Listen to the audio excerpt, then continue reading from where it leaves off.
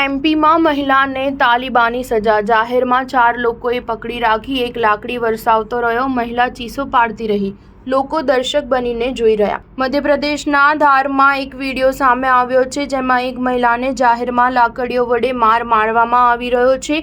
મહિલા બૂમો પાડી રહી છે, પરંતુ તેને બચાવવા કોઈ આગળ આવતું નથી।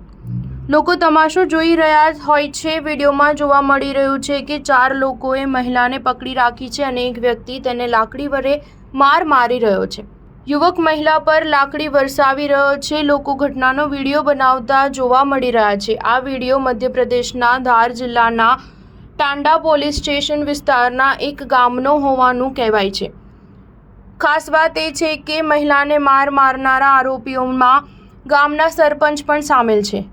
પોલીસે નૂરસિંહના પિતા જામસિંહ ભુરિયા નામના આ સરપંચની ધરપકડ કરી છે। બાકીના આરોપીઓની શોધખોળ ચાલુ છે।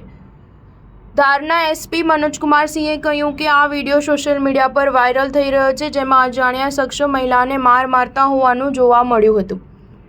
આ વિડીયો જોતાની સાથે જ મેં અને મારી ટીમે ઘટના સ્થળે તપાસ કરી। આ પછી મુખ્ય આરોપી મહિલા સાથે મારપીટ કરી રહ્યો હતો તેની ધરપકડ કરવામાં આવી છે, જ્યારે અમારી ટીમ અન્ય આરોપીઓને શોધી રહી છે। કહેવામાં આવી રહ્યું છે કે મહિલા પરિણીત છે, તેને બાળકો પણ છે।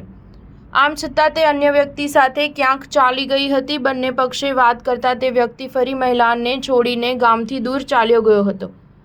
જ્યારે મહિલા પરત આવી ત્યારે ગામના સરપંચ અને અજાણ્યા લોકોએ તેને જાહેરમાં માર માર્યો હતો। સ્ટાર ન્યૂઝ 7 હંમેશા સચ્ચાઈની સાથે।